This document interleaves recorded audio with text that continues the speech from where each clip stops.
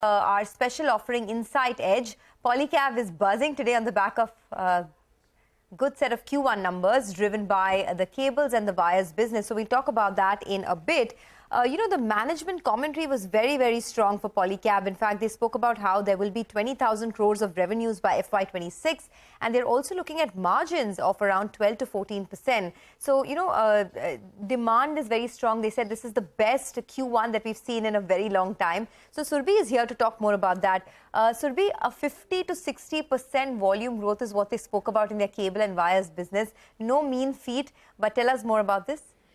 That's right. So the volume growth was way above the street expectations. They were penciling anywhere between 20 to 30%, but I don't think anyone was penciling in 50% volume growth. For Q1, the revenues were up 42%. They saw gross margin expansion as well of about 150 basis points. The EBITDA was up 76%, and the margins were up nearly, 200 basis points, came in at 14.1%. For the wires and cable segment, which is 90% of their revenues, the revenues were up 47% over there, and margins were up 300 basis points, came in at 15%. In the FMEG business, they did see some weakness. The revenues were up 2%, but they reported a loss of 5 crores versus a profit of 6 crores same time last year. But the management did indicate to us that they will be doing around 10% margins in the FMEG business by FY26. So the outlook for FMEG also looks quite positive. We spoke to the management earlier, so let's listen into what they had to say. This was the best ever first quarter performance of the company in its history. We did almost 3,900 crore rupees of top line. 90% of that comes from cable and wire, where the volume growth is ranging between 50% to 60%. We set a target of 20,000 crore rupees by fiscal 26. By fiscal 23, we had already achieved a top line of 14,000 crore rupees. So we should be able to get to 20,000 crore rupees certainly by FY26, or it's quite possible that we are able to do it sooner than FY26. So we are the largest consumer of copper in the country, and almost all of it is imported from international suppliers.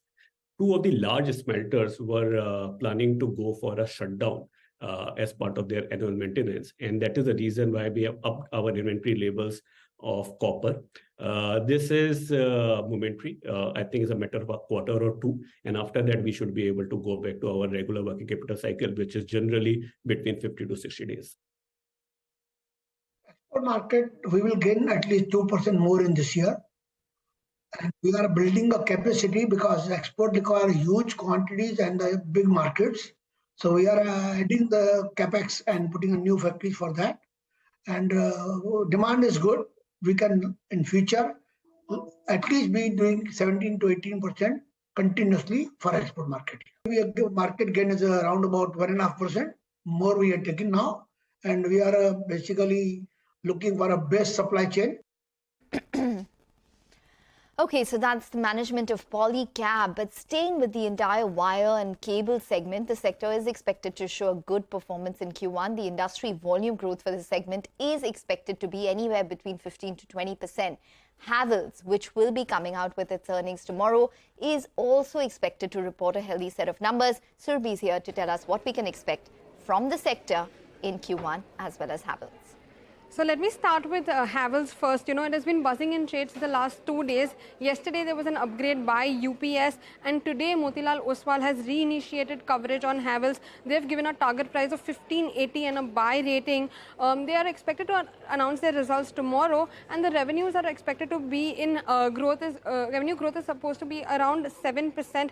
EBITDA is going to be up nearly 30%, and margins are going to see a 200 basis points expansion. Now, that is also because of the wires and cables segment, and also because they had a lower base last year.